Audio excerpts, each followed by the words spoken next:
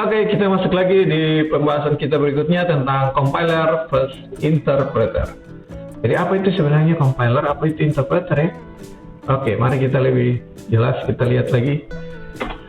Oke, compiler seperti ini ya. Diibaratkan ada dua komputer, ada A dan B. Dan pada komputer A, dia membuat programnya, kemudian dia mengeksekusi atau mengcompile ya, mengcompile file program yang sudah dibuatnya, kemudian dihasilkanlah sebuah file executable atau file exe. Biasanya kita sebut dengan file exe atau file executable. Nah, ini diserahkan kepada komputer B, file yang berupa file exe ya, yang sudah dikompil. Kemudian di komputer B, file exe-nya ini langsung dijalankan atau di running di dalam komputer B, sehingga program yang sebenarnya bisa dilihat ya. Nah, itu tadi contoh dari compiler. Jadi di compiler itu dieksekusi dulu di sebelah ya. Nah, di komputer A nanti filenya dikirim ke komputer B, lalu komputer B-nya itu tinggal jalankan saja, tinggal running aja. Yaitu dalam bentuk file executable atau file dalam bentuk exe. Oke, sekarang apa arti interpreter ya? Oke. Nah, ini sama, hampir sama. Jadi ada file program, kemudian file program ini bukan di-compile, tapi dibuat duplikasinya atau dibuat kopiannya. Nah, dari buat kopian ini kemudian diberikan kepada komputer B. Kemudian di sini di komputer B menggunakan interpreter. Nah, interpreter atau penerjemahan ya, penerjemahan apa yang sudah dikirim, file berupa file program yang sudah dikirim tadi, source code ya. Kemudian running sekaligus diterjemahkan ke dalam komputer B. Nah, kemudian menghasilkan file exe-nya, file yang langsung bisa dijalankan bersamaan dengan proses interpreternya ini. Kemudian jalanlah programnya gitu ya. Jadi berbeda metodenya dengan compiler tadi. Kalau compiler tadi source code-nya itu tidak diberikan, tapi file yang sudah dieksekusi. Tapi kalau di interpreter itu source code-nya yang diberikan, kemudian nanti baru di interpreter atau diinterpretasikan, diterjemahkan ke dalam bentuk program di komputer B. Oke, yang berikut kita lihat ini perbedaannya antara compiler dan interpreter. Nah, kalau compiler itu siap untuk dijalankan. Jadi, karena yang diberikan dari komputer A itu tadi file executable atau file yang sudah jadi, file yang sudah siap untuk dijalankan gitu. Kemudian lebih cepat. Kenapa lebih cepat? Karena di komputer B tinggal jalankan saja gitu kan. Nah, kemudian di compiler itu source code tidak terlihat.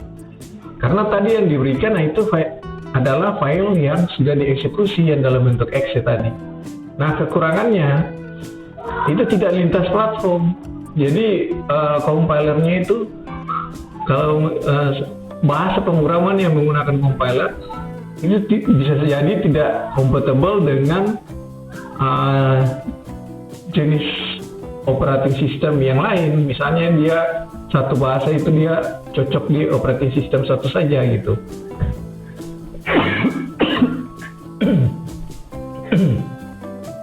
Oke, kemudian tidak fleksibel. Jadi karena tidak compatible dengan lain, dia tidak fleksibel. Kemudian langkah tambahannya pasti ada tambahan-tambahan dari compilernya ini. Oke, kalau interpreter, gimana sih kalau interpreter? Keuntungannya itu bisa lintas platform. Jadi walaupun beda operating system dipakai di operating system lain, misalnya dari Windows ke Linux, Linux ke Windows itu bisa. Kemudian ke operating system lain juga bisa gitu, selain Windows atau selain Linux tadi. Kemudian fleksibel kalau interpreter ya, itu keuntungannya. Kemudian mudah diuji. Kenapa mudah diuji? Karena source code-nya kita yang gunakan, kita yang dapat langsung source code-nya, gitu ya. Kemudian butuh interpreter kalau kekurangannya. Ya, kalau mau jalankan di komputer yang tidak ada interpreter ya pasti tidak bisa jalan. Nah, contoh di sini misalnya kita jalankan sebuah web ya. Nah, di dalam sebuah web itu biasanya ada bahasa pemrograman JavaScript. Nah, JavaScript ini menggunakan interpreter. Nah, di browser kita itu ada yang namanya interpreter dari browser kita. Di setiap browser pasti ada yang namanya interpreter. Nah, dia menerjemahkan bahasa JavaScript ini. Makanya kalau kita menggunakan web ya, buka web gitu, kita bisa lihat source code dari bahasa JavaScript karena source code-nya bisa kelihatan. Kemudian lebih lambat ya, karena tadi ya dijalankan di komputer yang ingin menjalankannya, jadi dia pasti memerlukan lagi penerjemahan interpreternya itu harus dijalankan lagi mulai dari awal. Kemudian source code mudah diakses. Nah, ini juga termasuk kekurangan karena orang bisa tahu ya source code kita seperti apa. Ini juga bisa disebut dengan kekurangan dari interpreter. Oke, kemudian bagaimana sih kalau dua jenis metode tadi untuk menjalankan sebuah bahasa pemrograman itu digabungkan? Nah, ini ada yang namanya metode hybrid atau biasanya disebut intermediate language. Nah, jadi ini juga sudah dipikirkan oleh para pengembang bahasa pemrograman. Mereka menggabungkan dua metode untuk menjalankan dua metode tadi dalam bahasa pemrograman, yaitu disebut dengan metode hybrid. Nah, metode hybrid seperti apa? Nah, ini seperti tadi ada komputer A dan komputer B. Kemudian dijalankan dulu, dibuat dulu file aplikasinya. Kemudian di-compile, di komputer A di-compile. Ini hampir sama dengan metode compiler tadi ya. Nah, kemudian nanti yang dihasilkan bukan file executable, tapi ada yang namanya intermediate language tadi. Jadi file intermediate language.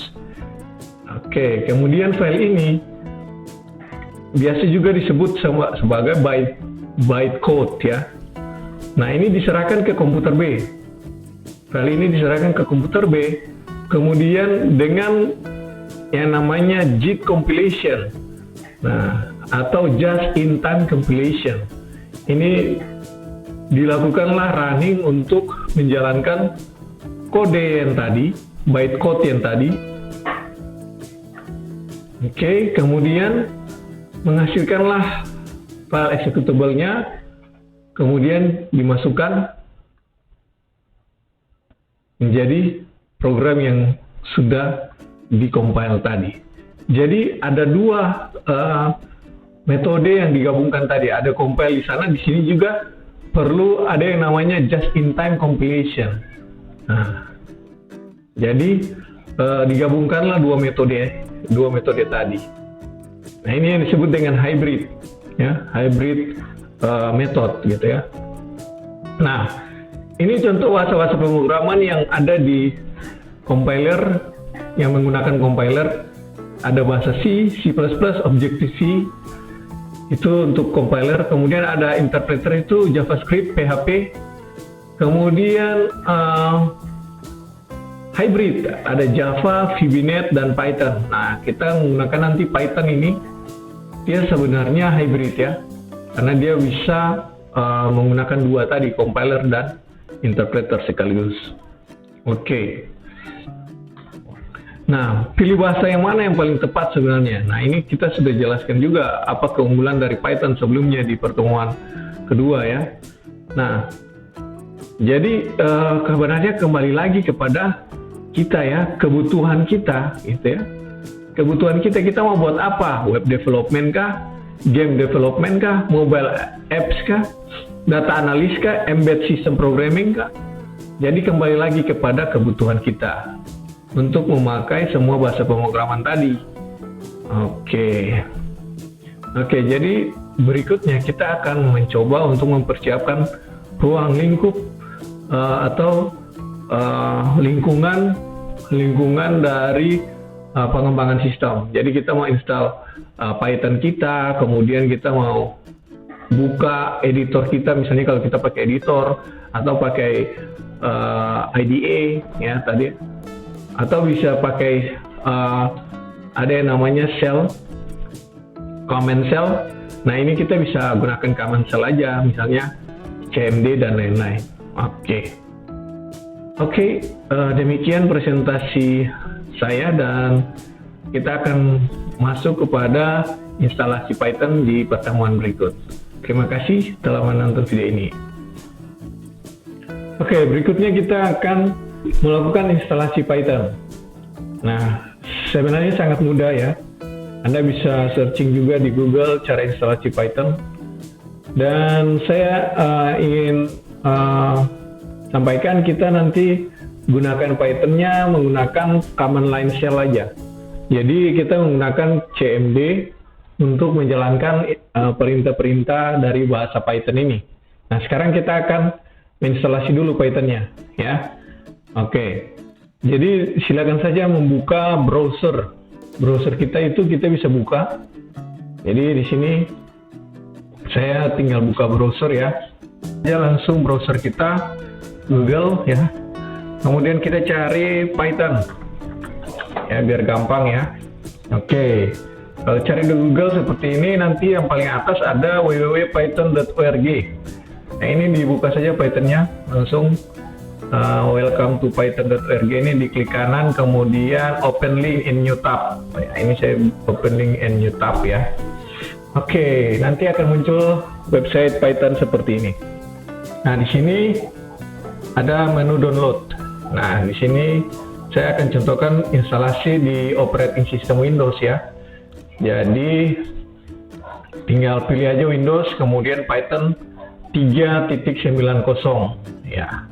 Diklik saja tombol download for Windows Python 3.90 ini. Nah kalau Anda sudah klik ini, nanti akan ada menu untuk download. Nah ini kalau di internet downloader seperti ini ya, tinggal start download aja ini ya. Kalau saya start download ini sekitar 2 menitan di saya ya. Ini karena saya sudah download, saya cancel aja nih ya. Saya sudah download, nanti saya tinggal buka di mana file ini disimpan setelah di download. Jadi filenya itu disimpan di download, kemudian program. Nah ini Python 390 ya. Nah ini tinggal saya open, bisa klik 2 kali atau bisa klik kanan, kemudian run as administrator. Saya klik kanan aja ya, kemudian run as administrator. Nanti kalau ada muncul do you want to allow this app to make change to your device, ini klik yes saja. Nanti ada tampilan seperti ini, install Python 3.90 64 bit. Nah ini yang 64 bit ya. Jadi kalau ada yang komputernya operating sistemnya 32 bit juga bisa lihat di website Python tadi ya, di download. Kemudian nanti lihat di view the full list of download. Nah misalnya saya buka ini ya. Nah di full list of download ini bisa lihat versi Python 3.0 dan juga untuk versi 32 bit juga ada di sini. Nanti tinggal cari saja di sini ya untuk Python-nya. Kemudian di sini tadi ada 2 bagian ya, ada install now atau customers installation. Kemudian ada centang, ada kotak-kotak checkbox di bawah. Ini install launcher sama add Python 3.9 to pad. Nah ini saya klik juga add Python 3.9 to pad Jadi dicentang saja ini. Kemudian yang di dua pilihan ini kita pilih yang install now saja. Oke. Nah, ini sebentar installing Python-nya. Nah, jadi kita di sini nanti programnya di command line shell saja. Jadi langsung di CMD saja ya. Dan untuk editor kita bisa pakai IDE atau kode editor banyak ya. Misalnya PyCharm. Kalau ada yang pakai PyCharm mungkin. Ada yang mau pakai Visual Studio Code, sebenarnya boleh-boleh saja, terserah ya. Pakai Notepad pun juga bisa gitu. Jadi kita bisa coding di mana saja sebenarnya. Oke. Nah, ini sukses ya, setup was successful. Close. Ini tinggal close saja, ini ada tombol close. Oke. Sekarang kita coba tes Python kita sudah jalan atau belum. Cara tesnya, kita klik start, kemudian kita klik CMD. Nah, CMD atau command prompt ya. Nah, ini ada command prompt-nya, kita klik command prompt-nya. Nah, nanti ada terbuka Windows seperti ini untuk command prompt. Ini ketik saja Python. Nah, kemudian enter. Nah, kalau sudah muncul seperti ini artinya Python kita sudah jadi, sudah jalan ya. Oke. Kemudian saya akan coba untuk instalasi Python di handphone. Jadi Anda yang pakai handphone pun tidak ada komputer bisa belajar pemrograman menggunakan Python di handphone ya, supaya lebih mudah ya. Mungkin saja mahasiswa-mahasiswa yang di tempat-tempat lain sulit untuk mengakses untuk memiliki komputer. Nah, jadi bisa gunakan handphone. Nah, jadi di sini nanti saya akan coba untuk menggunakan handphone ya. Oke, saat ini saya akan mencontohkan bagaimana cara install Python di handphone ya. Oke, misalkan kita sudah membuka handphone kita ya. Nah, di sini kita tinggal pilih menu Play Store ya. Ini ada Play Store. Jadi tinggal pilih menu Play Store ya. Ini ada Play Store di sini. Tinggal klik saja di Play Store. Nah, di Play Store ini tinggal kita cari aplikasi kita yang akan kita install, namanya PyDroid. Nah, tulisannya PyDroid. Nah, seperti ini. Nah, ada PyDroid 3 IDE for Python 3. Nah, ini tinggal kita pilih. Nah, seperti ini. Ya. Dan tinggal klik install. Ya. Ini nanti instalasinya ini sekitar 50,44 mega ya. Nah, kita tunggu saja ini sampai selesai. Oke, kita sudah selesai instalasi Python ya, dan tinggal buka ini ya. Oke, kita buka. Nah, ini sementara installing Python-nya di handphone kita. Untuk lanjutan installnya sampai 100%, ditunggu saja.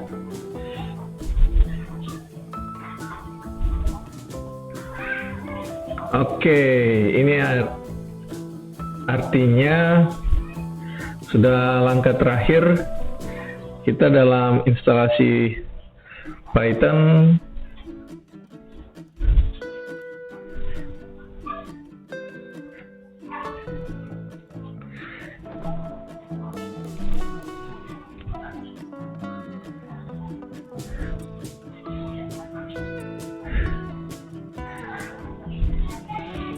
Oke, kalau sudah selesai nanti munculnya seperti ini.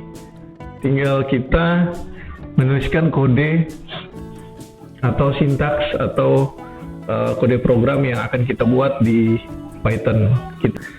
Baik, ini artinya kita sudah berhasil menginstal Python di handphone kita dan juga Python di komputer kita.